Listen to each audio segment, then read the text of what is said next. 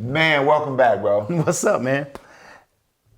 You are so funny. Here's the deal. We are doing this series, The Heart of the Pastor's Kids, right? Yep, Heart of a PK. Yes.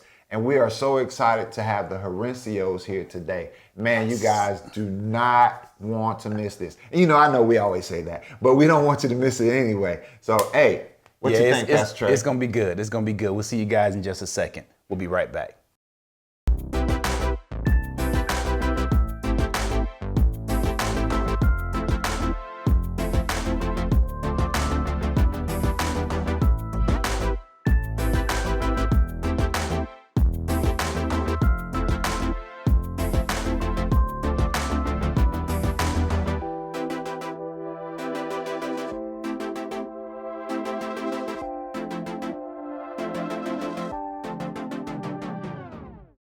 All right, welcome back, guys. We're here to do our series on the heart of a PK, heart of a pastor's kid. And so we're going to just get into discussion again. You guys know this is Bros for Real, so it is just going to be just, I hate to say it this way, but wide open. We're just going to have a discussion. We're going to talk because we believe there's some information that many just don't know that is in the heart of pastors' kids, okay? So we're going to start out, first of all, before we ask any questions, we're going to say, hey, you guys, thank y'all so much for being here today. And we're going to allow each and every one of them to introduce themselves. And then we're going to get started. My name is Samir Jarencio. My name is Luis Jarencio, son of Pastor Anthony Jarencio. My name is Jazzy Jarencio, daughter of Pastor Anthony.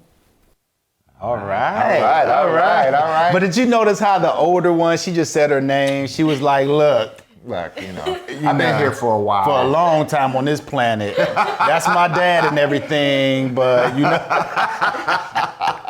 Nah. So guys, thanks again, like Pastor Willie said, for being here. We're just going to start out with questions, and please just share your heart, because we believe that so many people will be blessed by what they hear, what you guys say, and that's what this segment is all about. And so I'll start out, if that's okay, bro? Yes. All right, so first question is, did you ever feel that there was pressure because you were a PK or a pastor's kid? Any pressure? Anybody can start. Yeah.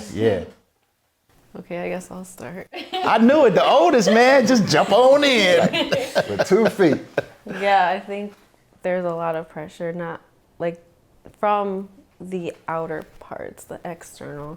Not so much. Well, parents sometimes can apply pressure, yes, because we're held at like a higher standard, I feel like. Okay.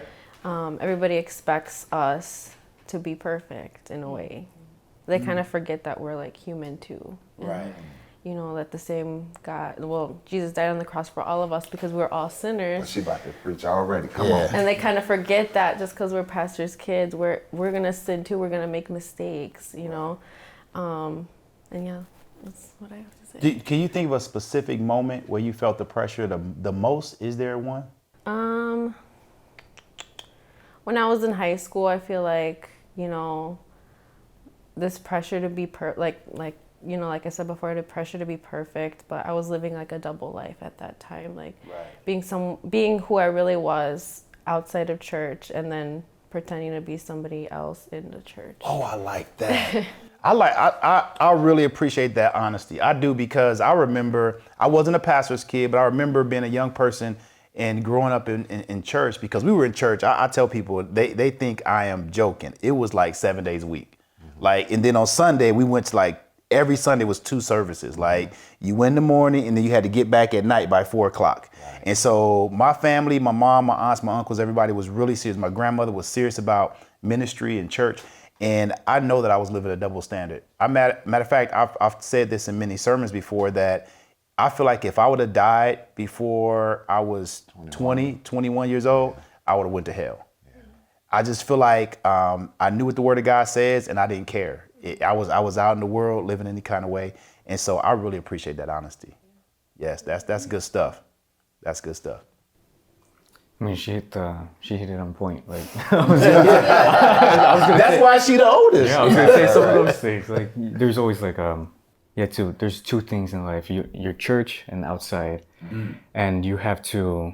It's hard to be that pastor's kid outside the church, because you want to be godly, but also you see all these things going on. Like, oh, that looks fun, but you're like, oh no, I can't. I'm Christian. I can't do that stuff, right? And even outside church, I see some members, and they're really not doing godly things. Like, if they can do it, I probably can do it. But I start to remind myself, I can't do that because they're confused about certain things, and that's just. It's hard sometimes because you want to do it. That leads me to another question. Not yet. I want to hear from her. I want to hear from you about that. She already explained everything.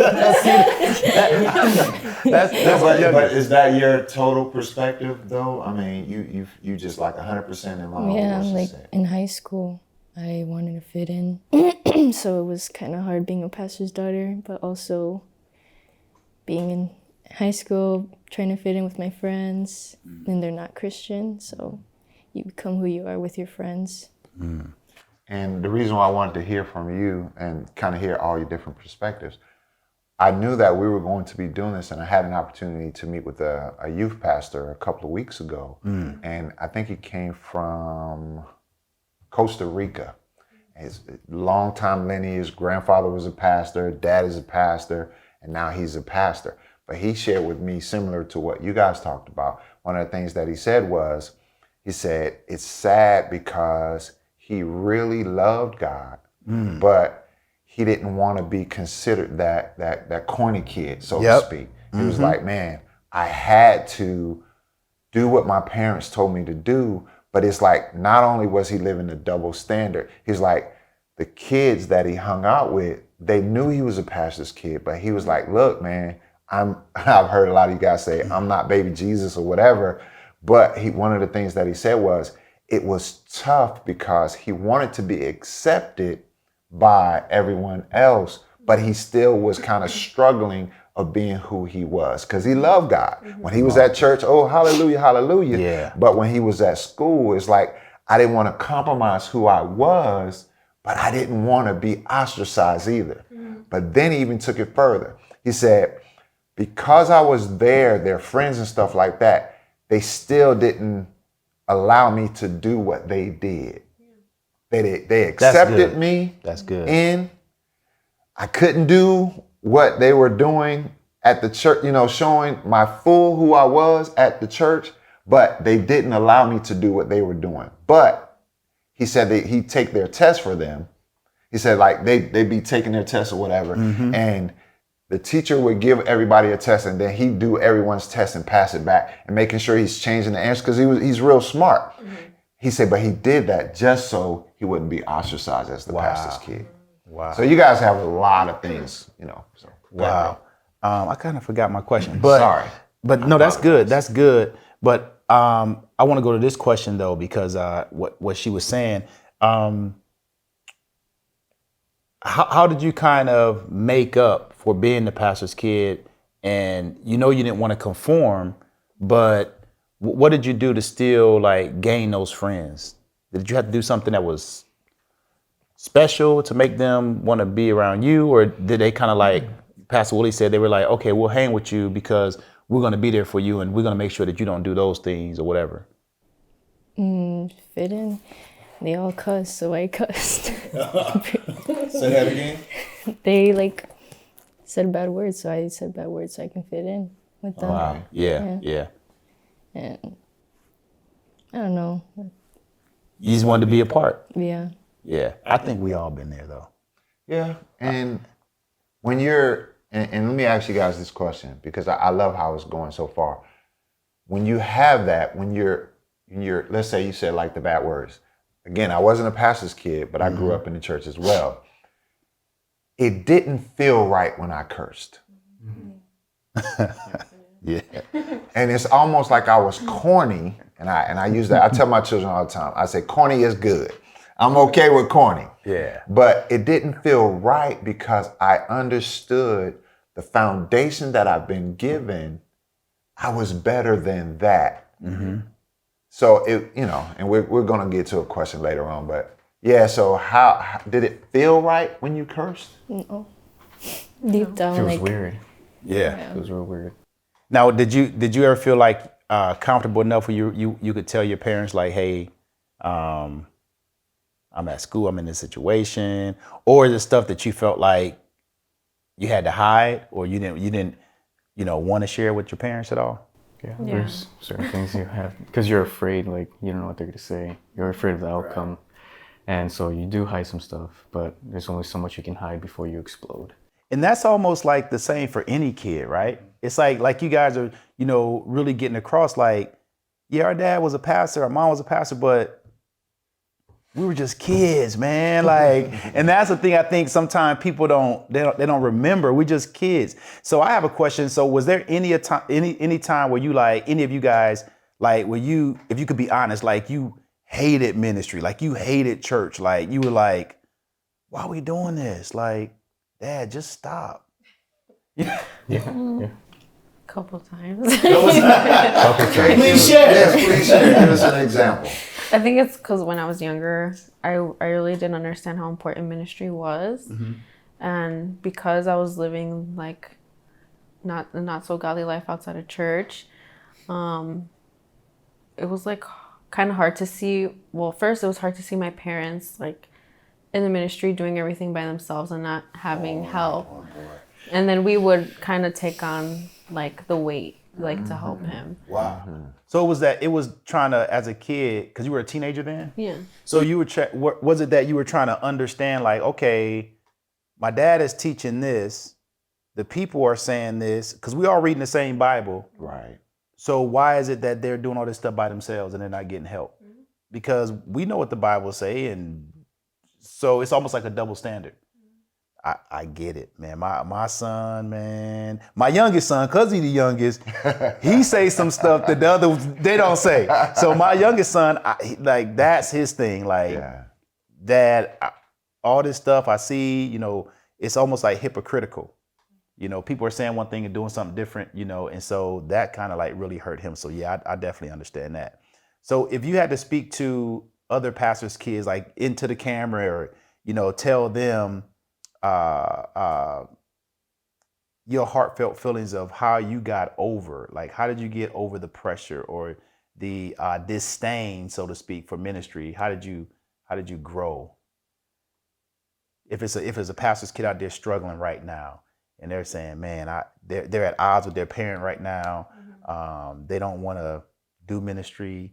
They just want to be out in the world. What would you say to them?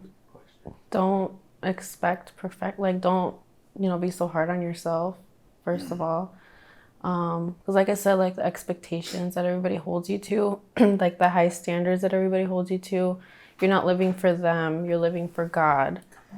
Yes, you're living for God at the end of the day, not for them, not to please other people, not to please the people in the church, people outside of church. Like, you're living for God. And to have the relationship with God is more important than having and keeping relationship with people and living up to their standards. Because at the end of the day, you answer to God and not to them. Come on, that's good.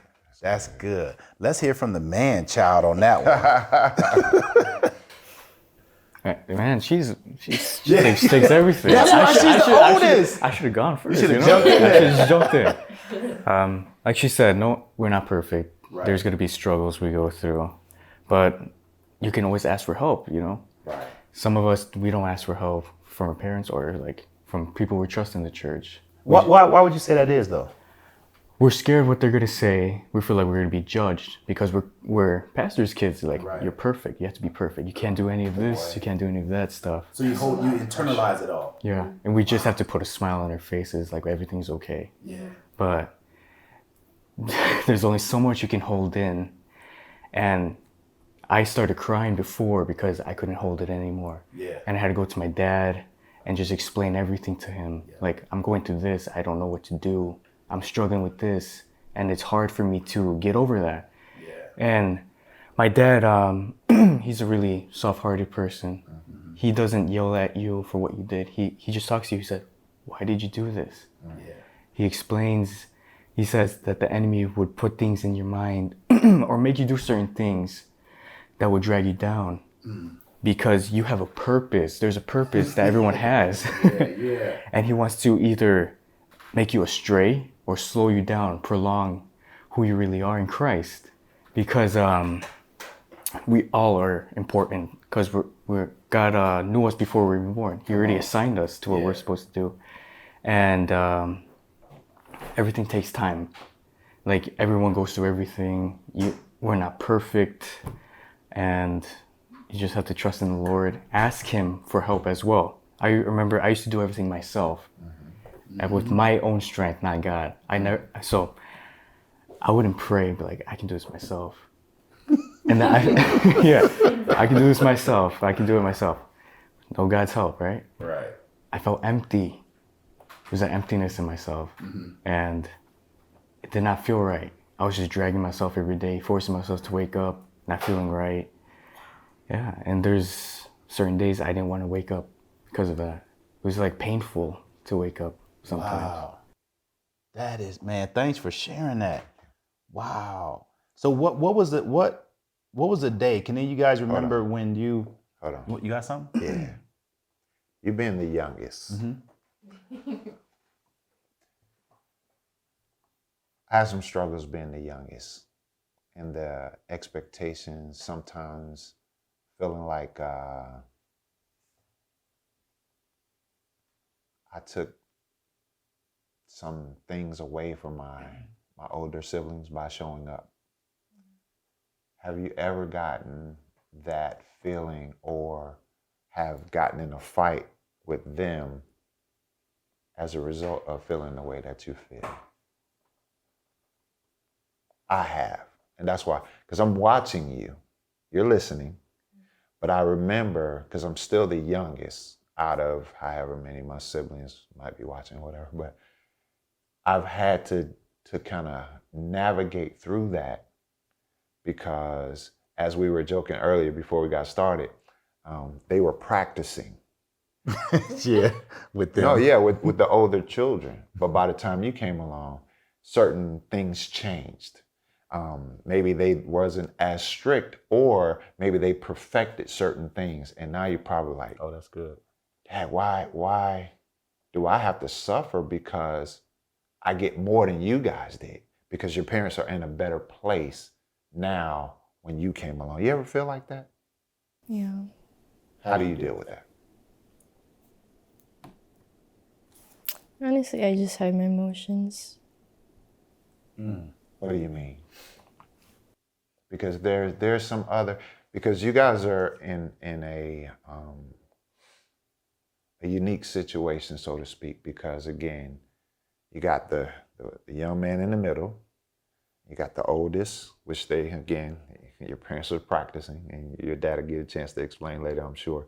But as time progresses, further in ministry, and you still got the challenges of being the youngest, because they see, because my siblings told me to, they see she's getting more than what we got, but understanding it's not your fault because you came later on. How do you deal with that? Because I know y'all ain't in harmony all the time, because I'm not in harmony all the time with my siblings either, but I love them. Right.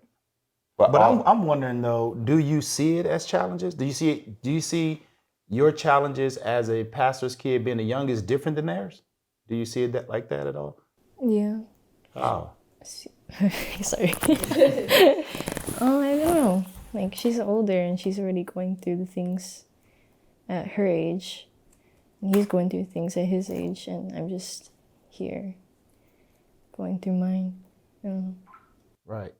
Because I'm wondering, like, because we all grow, right? And so even as parents, we grow and we kind of not perfect parenting, but we learn, right? And so I'm just kind of curious, maybe once you were born and now, being the youngest, there's some things they had already experienced in ministry, they already experienced in life. So now when it came to you, they knew how to handle it. So do you feel like anything was the mistakes that they made, you didn't get opportunity to make because mom and dad had already been like, they kind of like perfected some things when it came to parenting? Or on the flip side of that, because you were younger, mom and dad already expected some things, right? So it was like, no, you're not going out. High school, you're not going to that See? because See, we already okay, had. see, we know. Because I could tell by your face, you're like, man, was he at our house? Right? It's kind of hard because Samira has a past, and when I want to go out, I have to take a chaperone, my brother. So I'm supervised, so I don't do anything wrong. Right. Wow. And it kind of hurts because I feel like I'm not trusted. Mm. But I don't know. Now they're more lenient, but before it was hard because I had to always bring someone with me, even to the mall. Right. Yeah. Yeah. That's good stuff. Right. I'm sorry. Go ahead. No, Go. And that's good, right? Not that you always had to bring someone with you, but it's good that you're able, as you grow older, to express. Because I promise you, there's some other children out there, pastors' kids, that are dealing with the same thing. But personally, again, being a pastor, having children, I always tried to pride myself on making sure that I wasn't too strict. Because growing up in our generations, the pastor kids was the perfect opportunity to take advantage of. Yep. It was a this ideal out there that pastors' kids were the ones that were doing the crazy stuff. Right. Because they were so sheltered or whatever. So once they got out the house, It was like, there was the ones like, you want to hang with them. Right. Because pastor's kids or the pastor's daughter, this and that, is these hidden secrets that nobody would talk about. And so I think that's why we were like, man, we want to do this segment to help some people, first of all, get delivered, some pastors' kids, to come back to ministry. Right. Because there's some whose hearts are so broken, so hurt because things that did happen. But I do remember that growing up. Me too. Like that was the word on the street, like in high school and stuff. Like if it was a pastor's kid or whatever, those are the ones you wanted to hang with because, man, they could party. They was like, because they was gonna go way They like gonna go in 'cause like, man, I never got a chance to do this. I'm like, now I wanted to this and that, or right. whatever. Or in college, they first time away from home or in the military, and it was a pastor's kid. Those was the ones that was like, I'm free, right? And it was like, man, so I get it. I get it. But one of the things, and I want you to go ahead with your question, but one of the things I encourage you guys, through all of the clouds, the things that you've heard, the things that you experienced, the main thing is to remember how your parents always encourage you to know who you are. Yeah. So because of that, you gotta, there's certain choices, and I'm sure all the pastors' kids believe like, man, well, I'm not my parents. My parents are the pastors, not me, and I get it. But I'm sure those who really have a true relationship with God, their parents that are pastors that are saying, hey, we're not doing this just for a profession. We're doing this because this is what we've been called to do. And they have told you guys to remember who you are. Because there's some things you might say, well, dag, let me experience it. Some things they're saying you don't need to experience that because Like, that ain't good. That's not what you want. Yeah. And some of the things are just generational because I always tell my children, I'm like, your daddy wasn't always no pastor. Right. Yeah. Right. So that leads me to my other question. So let's talk let's talk dating as a PK. Cause I remember when my kids wanted to date, they would use the boyfriend girlfriend word. I was like, show me that in the Bible, and they hated that. Right? I was like, where's boyfriend girlfriend in the Bible? And so they would look at me like, Dad, for real, you playing? I'm like, I'm not playing. Right. Right. So how is it like when you young and dating? Because everybody in high school got a girlfriend. Of course. I don't I don't know who should go first. Yeah, go ahead. Jump on out there.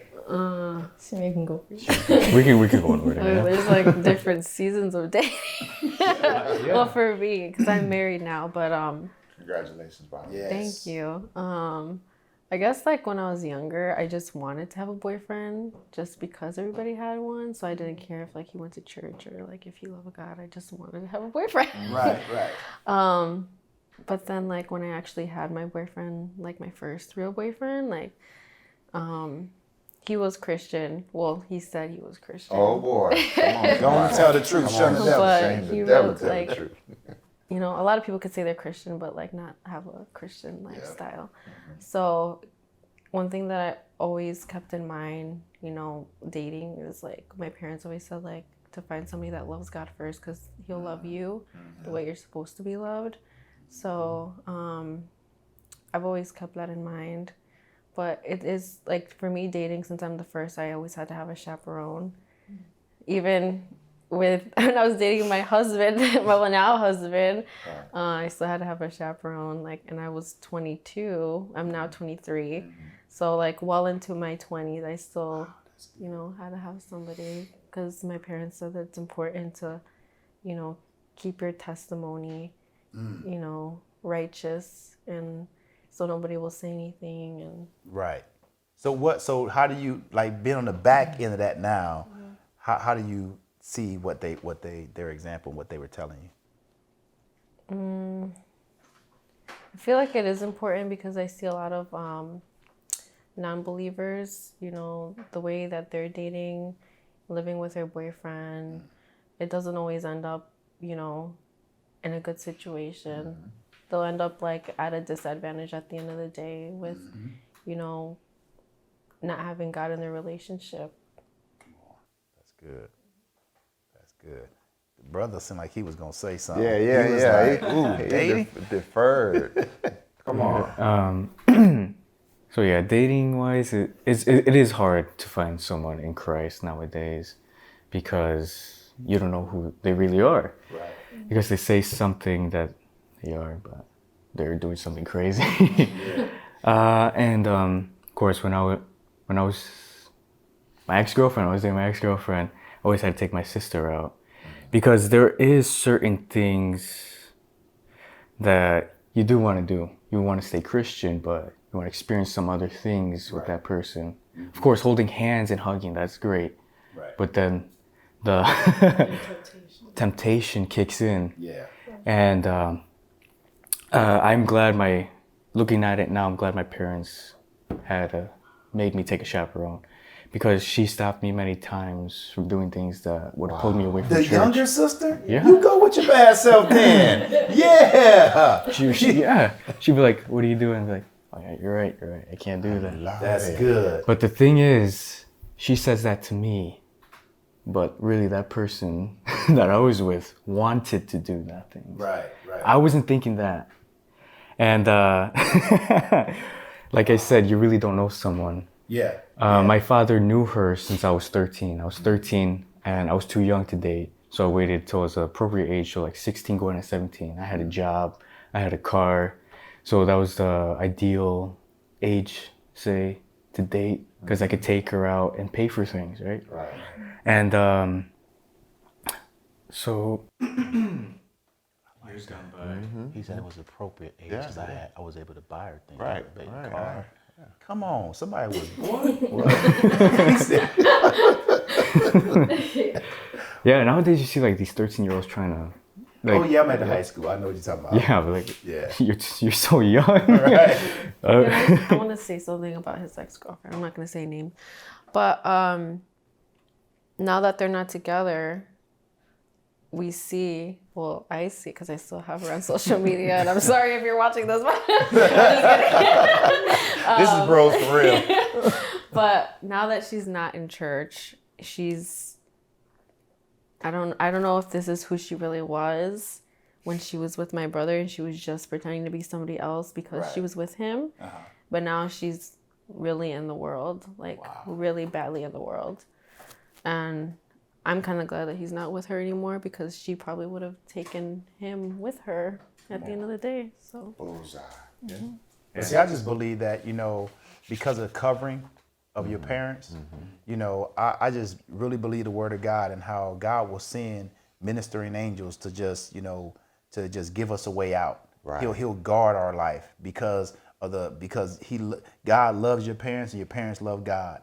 And so even if the kids stray a little bit, when they try to, I would tell my kids all the time, you're going to try to do stuff and God's going to tell me. Yes. And my son, man, I'm telling you, it was times they would come back and be like, She's smiling like she's smiling like, is that in the Like she pastor's heard that. handbook? Is that in the pastor's handbook? Hey, I would tell them, and they be wondering like, how did I know? don't know. It's My like daughter. God. I was out to sea because I traveled a lot because of the military, so I'd be deployed, and man, the Lord would deal with me in a dream, and like my daughter's Wow, I see name what would drop kind of into like- my spirit, Yeah. and I'm on the ship in the middle of the ocean, and I would call my wife. I never forget, and I was like, "What is going on with Andrea?" Right. And my wife be like, babe, you know. Then they're all trying to hide something from me, but God already told me. Yeah. And so I would tell my kids, I trust God so much, he's gonna tell me. Yeah. And I would tell them, you know, you can go out, but I'm gonna find out. Yeah. If somebody doesn't come and tell me, some way God's gonna let me know. Same with my mother. She says everything comes out in the light. Yes. And that's scary. I'm like, okay.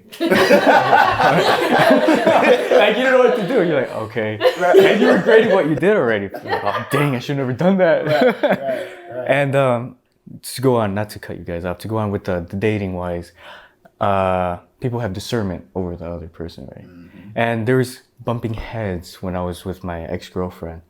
My mother, she's a really powerful woman with God. She knows you can't hide nothing from her. She knows she knows everything. She literally before you say it, she knows what you're gonna say. Oh God. Right. And there's bumping heads, and there's people that would go to her, and she had dreams as well that my girlfriend wasn't for me. I'm like, I don't know what you're talking about. She's in church. She sings for you guys. She sings for the Lord. And she said, I'm just telling you, people come up to me too as well, saying that there's something wrong with her. And there's gonna be arguments. And for me, I wanted to push my parents aside. Like, I don't want to believe what they say because I was in love at that time. Puppy love or whatever you call that. And you just want to find a way to fight to stay with that person, even though you know that person's not right for you. And I even asked, my naive self asked God, Lord God, send me some send me some signs that she's for me, God. If she's for me or not for me. My mom was telling me she's not for you. Like, come go back to God, Lord God. I sent you the sign. Yeah. you just don't want to accept it. Right. Because you want what you want. You don't want what God has for you. Because God has something better for you. Right. And I wasn't seeing it at that time because she was a beautiful girl, really beautiful, and that's what I wanted. But I know patience is the best thing because God knows you're probably going through something and you're not ready for that person yet. So he has to work on you first or work on that person first before he can put you guys together. And so after breaking up, it took a toll on me. I didn't want to talk to no one. I was depressed at that time because I gave my all in that relationship or whatsoever I did, and I feel like I wasted my time. It was I was 13 when I met her, friends for 4 years, and I pushed everyone aside, and it was just an emptiness I felt because what I did, I put her first before God. Ooh. And that's why I felt that emptiness. And it wasn't a godly relationship at all. Because at that time, she was always first. I paid things first instead of getting my tithes first. And I think that's why things were falling into place for God. Because he said, I got to take her away. You got to work on these things to make you stronger with me. And so, of course, once I found myself again, I was praying like never before, seeking God. It makes you feel whole. I felt whole, but she was something I tried to feel whole with, and it was really not. He was trying to replace her with God. Man, come on. God said, She that was an spot idol. is mine. Come on. Come on. I don't know. Dating is kind of hard in this generation now, especially being influenced. TikTok, like it influences. They always talk about relationships and that. I always see these people talking about like, oh, they got cheated on. They're gonna be a player. And so I feel like this generation has this mentality of talking to so many people at once. And so it's kind of hard for me to find someone that isn't in that mentality. And I want to find someone that loves God. Right. Yeah. But it's hard. It's not easy. Yep. So I believe it's Proverbs 18:22, I think it is, because 21 it says life and death is in the power of the tongue. But I think it says, he who finds a good wife finds a good thing and obtain favor from the Lord. So think about what your parents have been doing, what they've modeled in front of you. I'm sure they've gotten in disagreements in front of you, and which is good, it's healthy. But also they've shown you how to handle those disagreements, right? But also when I mentioned earlier about they've been trying to make sure you understood who you were. I did a premarital counseling with a young couple, they're 25. And I told them to understand that God gave you guys to each other. Yep. So you guys are a gift to one another. So you want to make sure, as you all so eloquently said, find someone who loves God, but also find someone who will love God more than they would love you. Here's why. If they love God more than they love you, they will make sure that they take care of you as the gift. They won't mishandle you because they'll understand, out of all the people in the world, God, you gave this person to me and you gave me to this person. So you want to bring this thing together so it will be right in the sight of God, but also so it'll be a blessing for generations to come. Because your mom and dad, they're trying to make sure that they preserve their bloodline. They ain't trying to just let any old joker come in. That's why you go over here praying, Lord, show me a sign. People in the church praying. People in the church getting dreams and visions and stuff. But Lord, I know my mama said this, but Lord, but see, the thing about it is, Lord, did you see what she looked like? Right, Lord. But but her heart wasn't right. Right. And you said you're seeing it now. And we pray that everything turns out for us, stuff like that. But make sure, I love what you said about you put her before God. Not saying that that's right, but a lot of people need to hear that. And it'll help them understand and process their feelings. Like, wait a minute, why I can't have her? Yep.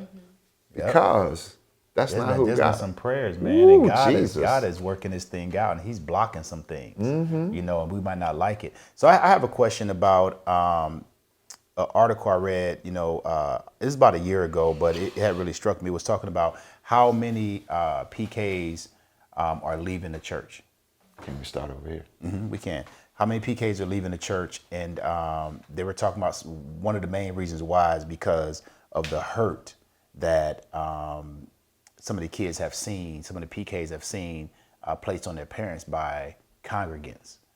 And so my question would be, what would you say about that, and how do we get PKs to come back to the church or to stop leaving the church because of the hurts of the congregants? And have you seen that? Have you experienced that? Honestly, yeah.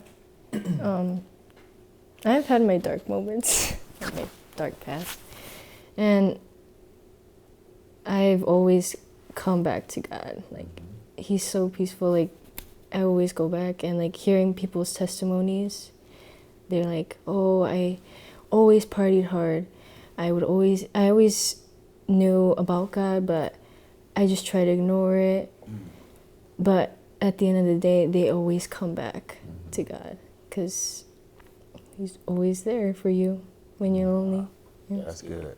Have you ever experienced individuals in the church, congregants, that may have hurt your parents, or you thought they hurt your parents and you witnessed that and they caused you to maybe not want to be a part or to lead ministry because of the maltreatment of your parents? What want to explain to me?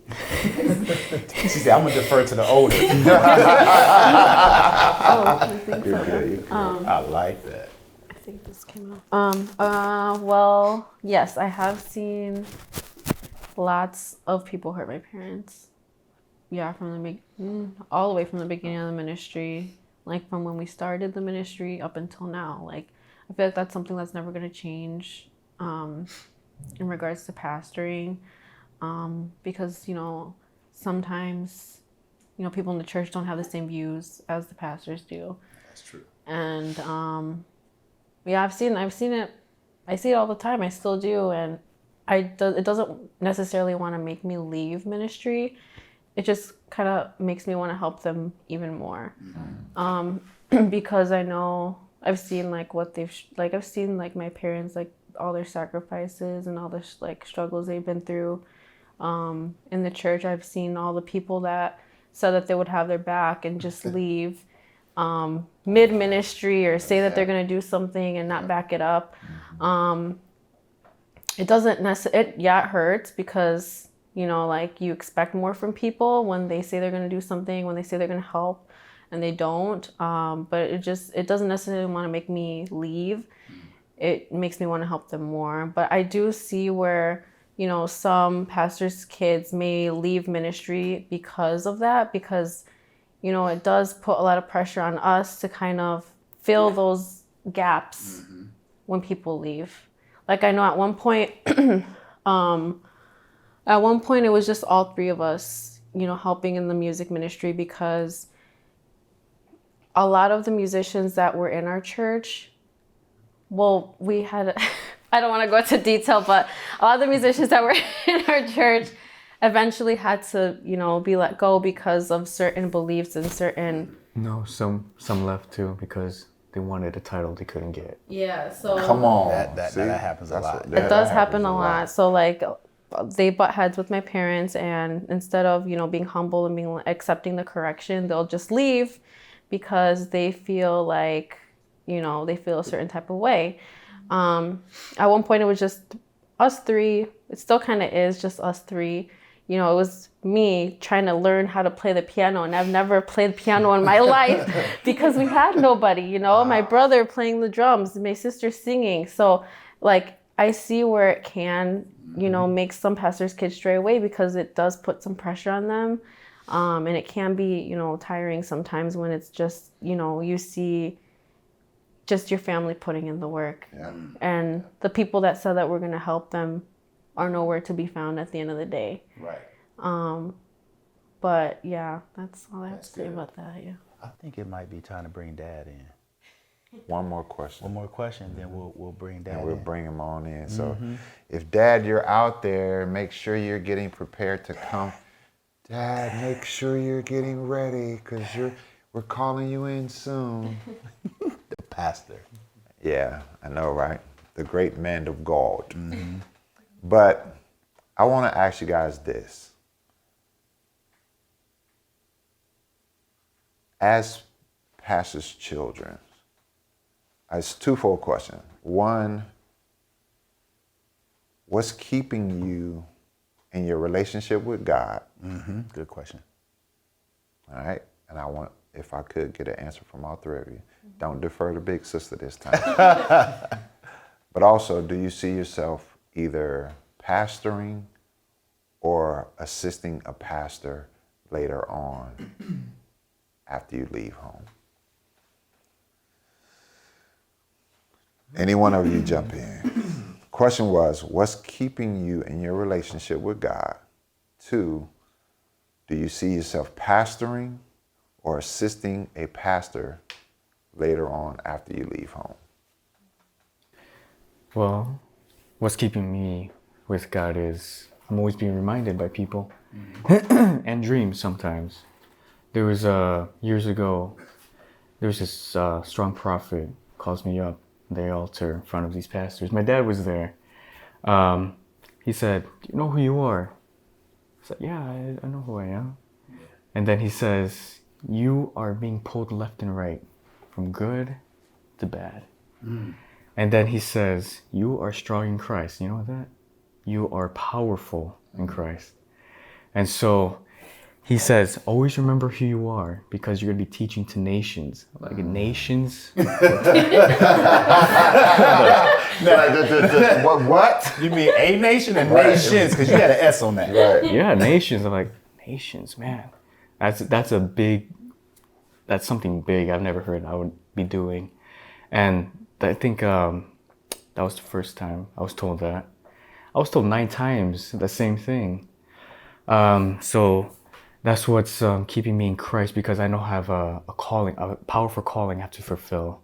And I know I am going to have to. And it's a pleasure to be a future pastor, to teach the nations. And I know that I'm going to stay in Christ because I'm called to do great in His name. That is so good, man. That made my heart leap, Wow, man. I'm like, wow. That's good. That's good. That's good stuff. Keep it together. You're always crying and stuff. Man, that was good, man. No, normally it'd be me, I was right? like, wow, man. That's pretty awesome. All right, who wants to jump in there next? I'll answer the first question. What's keeping me in my relationship with God? Well, now that I have a son now, and he's 2 months. Thank you. Thank you. That's making me, kind of cling on to God even more, because I see how wicked the world is becoming, and I don't want my son to have to deal with the struggles that I've been through. I mean, I know he's going to have his own struggles, and my struggles were already hard enough, but the world is becoming worse day by day. So, that's what's keeping me in my relationship with God. Like, I want my son to know that at the end of the day, if something gets hard, he can go back to God. Like, that's something I didn't do. Like, I knew God was there, but because I was living a double standard, I just was like, whatever, okay, I'm just gonna go through this by myself. And then I dealt with the consequences later, but I don't want my son to have to go through that. Yeah, awesome. That's good. And do you see yourself pastoring or assisting a pastor more intimately after you leave? I've been told that I'm going to be a pastor one day. And same with my husband. My husband has a pastoral calling over his life too. So I kind of am expecting it, but I'm like, because I know how hard it can be. So. Okay. Yep. And the grand finale over here. I don't know. I haven't been told yet, but I see myself assisting a pastor. Okay. Yeah. And what's keeping you? From relationship with God. Relationship with God. The singing, the worshiping.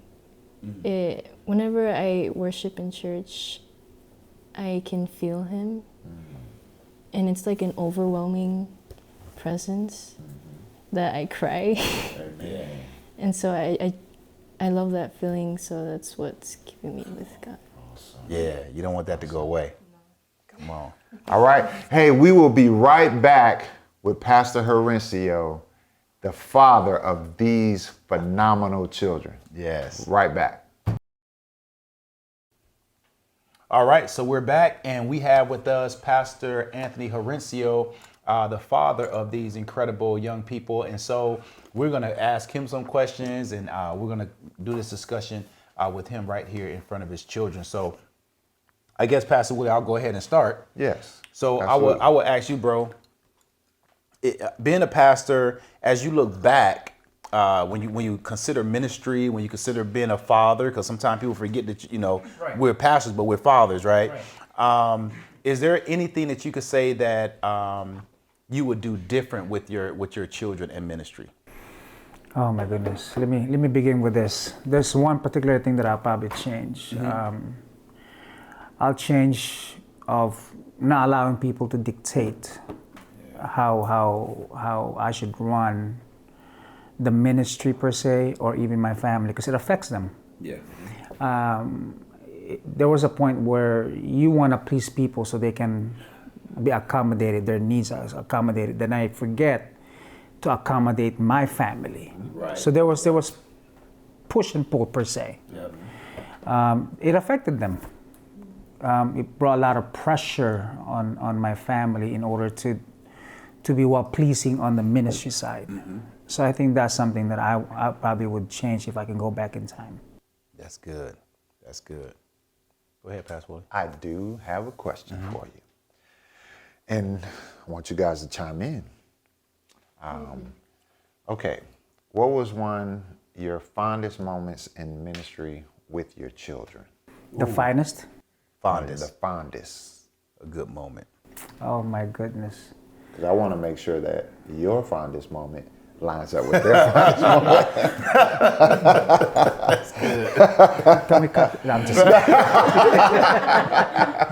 No, I can define one particular moment where they had actually a lot of people had committed. Said, Pastor, you get started in ministry, awesome, great. We're gonna help you. We got the music, man. We got it taken care of.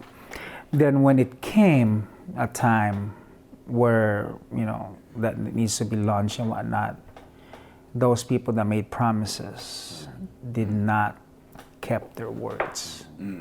And these are people that you cried with. Right. These are the people that you laugh with. These are the people that you break bread with. I'm not talking about just ordinary acquaintance church. Right. We're talking about, we know you, your birthday, your favorite colors. We know who you are. And none of those people stepped in. It's just because for whatever reason. But the finest moment that I have seen is that when my family began to manifest. I said, Dad, I'll sing. Yeah. My son said, I don't even know how to play drums. I said, well, the drums right there, nobody's taking it. Take it. He never played drums in his life. Come on. But that day,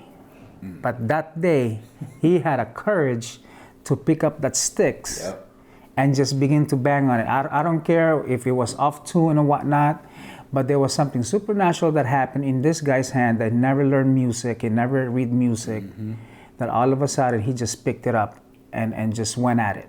The same thing with my daughter. I've never had discovered that the ministry itself is among us already. Yeah. Come on.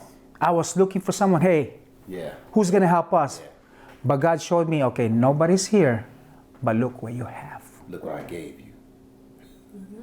The ministry was already in the house. Yeah. So God gave me that, and I think that was the finest moment. She was little then, that's why I'm not trying to discredit her, but she was there clapping. Right. So that was one of the finest moments that I can remember at the beginning of the ministry, that there might be a lack, but all of a sudden God just pour out His overwhelming blessing. Right. So that's man, that was one of the greatest memories I have, really. That's good. What was your fondest memory of ministry? We all say yes. Huh? We all say yes. And y'all all say yes? When What happened? whenever there's no piano players, Mia plays piano. Even though when I don't want to sing, I say, you know what, fine, yes, I'll do it. We always say yes. There's never a no. Come on. Wow. Come on. What you got? I have to think about that. All right, that means You got it. The fondest moment is when we did lose literally all our musicians. And we all stepped in. I think that's that's all the fondest moment, because we were all helping each other, as a family and in ministry. I just had I thought about the scripture that talks about where there is unity, God will command a blessing. Wow. And when we come together on one accord, I've seen this multiple times. I had this saying when I was pastor in Okinawa, that it was almost like I didn't want the people that would come to me and say, Pastor, I got this. I know how to do this. I didn't like Those people I was so leery of. Yeah. But I will always see God move in a mighty way when it was that brother or sister that came and said, Pastor, I've never done this before. Thank you for asking me, but I don't know if I'm the person. I don't know what I'm doing. I was like, yep, you the person. Right. Because that person, they had a heart to want to do it. They just didn't know what they were doing. And every time I watched God use them in a mighty way. And I believe that, because you guys were like, we don't know what we're doing, but we're going to go ahead and sit on these instruments. God was like, that's what I was waiting on. Right? That's awesome. That's really awesome. You ready? We don't have plenty of time. I think so, yeah. So when the church is finally in one, my father didn't have to ask them to do anything. It was just an order. Right. That was the most fondest moment because my father would usually have to do most of the stuff, and it's hard seeing him do that. And when the church did that, it was like a big relief for him and for us. Wow. That's good. That's good. It took some time. Yeah. By grace of the Lord, it took some time. There are many instances of that finest moment. One thing that I can think of is just you guys are always stepping in the moment of need all the time. Samira never played piano. I think she mentioned that already. Yeah. Mm-hmm. And all of a sudden just took out the keyboard where the only thing that we have is a keyboard, okay? And she just started playing. Right. Wow. Doesn't even know any notes. She never played instrument in her whole life. We just picked it up. It was supernatural, I think. That's a coincidence because that was my son Emmanuel. Now this guy he's like on a whole nother level. I mean, we were at a ministry prior to starting True Life in Okinawa. And the ministry was just starting out, didn't have a keyboard player and a musician. And my son was at that time like 8 years old. He raised his hand. I'm like, what are you doing? Right? He was like, I'll do it. And I'll never forget, this was one great story about the pastor. The pastor said, no, if he wants to do it, let's all get together and pray that God will anoint him to do it. Right. And because even at a kid at 8, nobody else threw their hands up, he did. And we prayed, and I know God did something in that moment, And since that time, Pastor Willie can tell you, he was a keyboard player for that church at 8 years old, and by ear. And so we noticed that he was like serious about it. He would come on after school, and he would practice every day. We said, let's put him in lessons. He was in lessons for like 2 months, and that was like it. And he can, he's been the keyboard player for the church ever since. Phenomenal. And he can sing, he can play, he makes music, writes music, all that. Wow. Just because of his obedience and having a heart for God at 8 years old, saying I'll do it. And so I get that story. But I do want to ask you all, and this is probably one of my last questions, okay. But is there any struggle, or not just a struggle, but even a blessing that you as a PK can remember from ministry, serving in ministry, that you never shared with your father that you would share with him now? A struggle, or even a moment of like just blessing, that you said, I never shared this with my dad, but I would love to share with him now. That's good. Because ministry has struggles, but there also are some blessings that, maybe you just never mentioned. You just held it, You're like, oh, my dad is here now. We on camera. I'm going to say it. This will be for eternity, unless they delete YouTube. A blessing was seeing my dad, like when he was in dialysis. He was in dialysis 3 days a week for 5 hours a day. Right. He still did ministry full time. He didn't let anything stop him. Being in and out of the hospital, he still made it important to be there for his church. That's good. And I would tell you this, I'm so glad you brought that up, because I remember, and I never said this to your dad, but I was, been over in Japan, and man, I'm not about to tear up. But there were times I was in Japan as a pastor, and I felt so lonely. And we talked, and he let me know about your dad and what he was going through. And it was maybe like one of those weeks where I was like overwhelmed. I was in the military full time, I was pastoring full time. And it was just one of those moments as a pastor where you feel like you want to complain, and you just like, God, why is it so hard, And when I heard about all that your dad was doing, I had one of those, how dare you, Trey moments, right? And it so encouraged me. I was like, if this brother's doing all that, okay, God, I'm good. Yeah. And I was like, I have no right to complain. And in that moment, I needed that, and it pushed me to keep going, man. I never told you that, bro, but it blessed me, man. And so thanks for bringing that up. What about you guys? A struggle or blessing you never shared with Dad and you would love to share with him now? Yeah, of course, that's still like biggest blessing is still through his medical stuff. My father's going through dialysis and all that, but he always made time for us. That's what was good. Even though he was tired and all that, he still made time for us. He would, even though he was sleeping, he'd wake up and be like, come on, let's do something. He wouldn't always he wouldn't be sick. He wouldn't act sick, even though he was sick.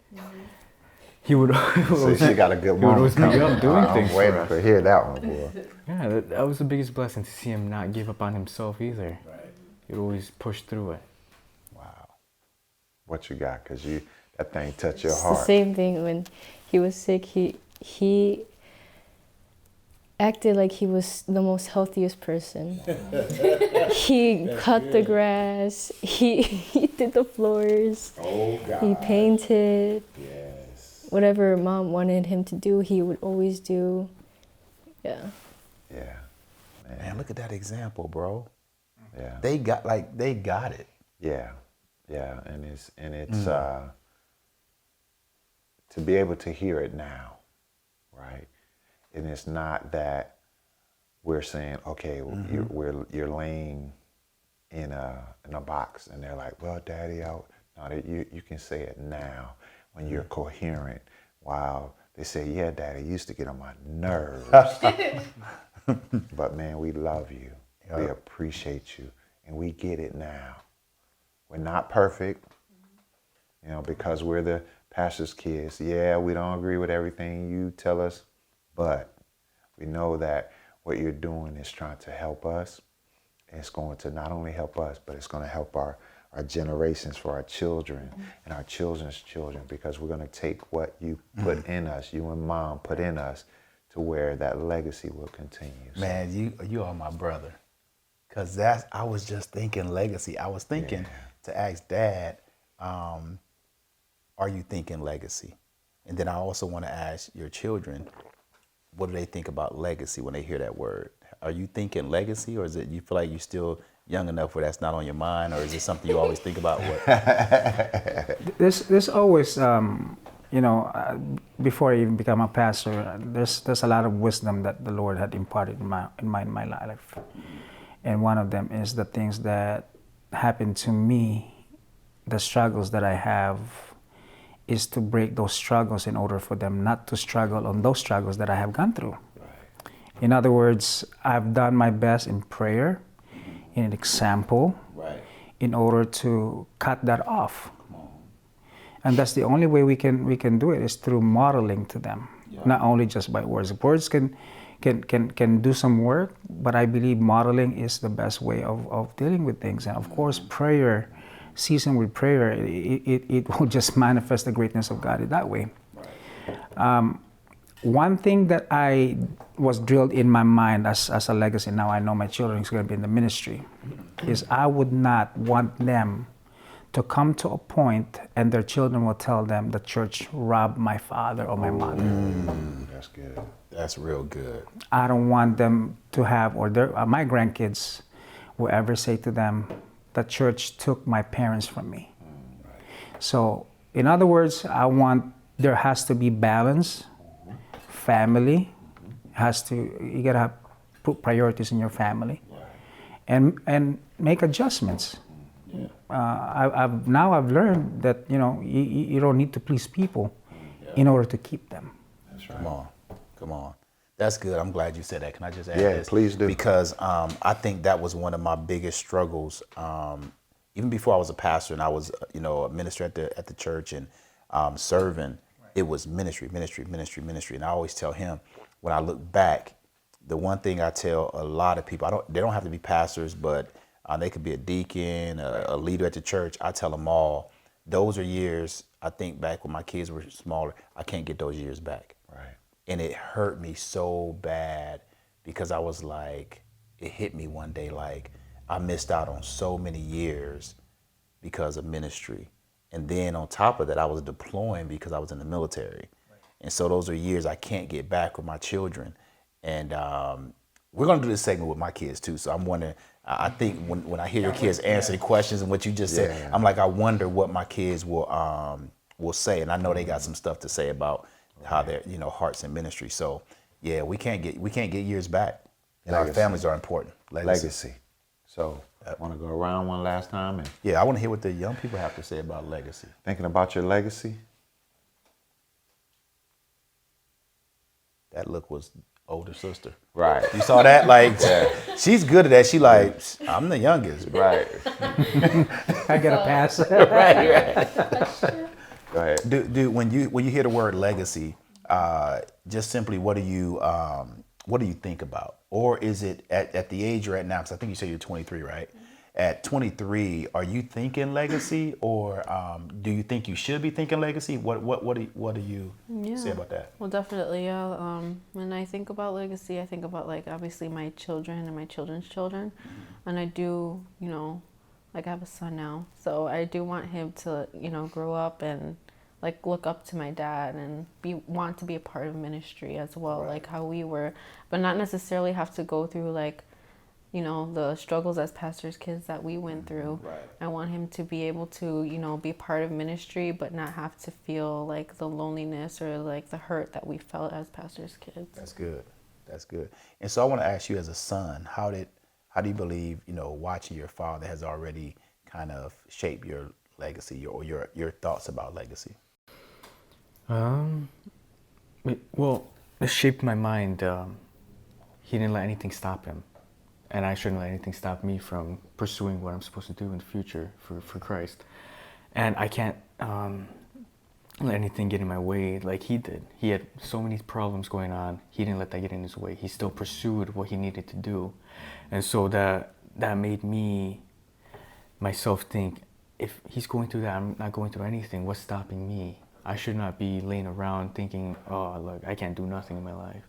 It shaped me to be stronger, to do things more for Christ than ever.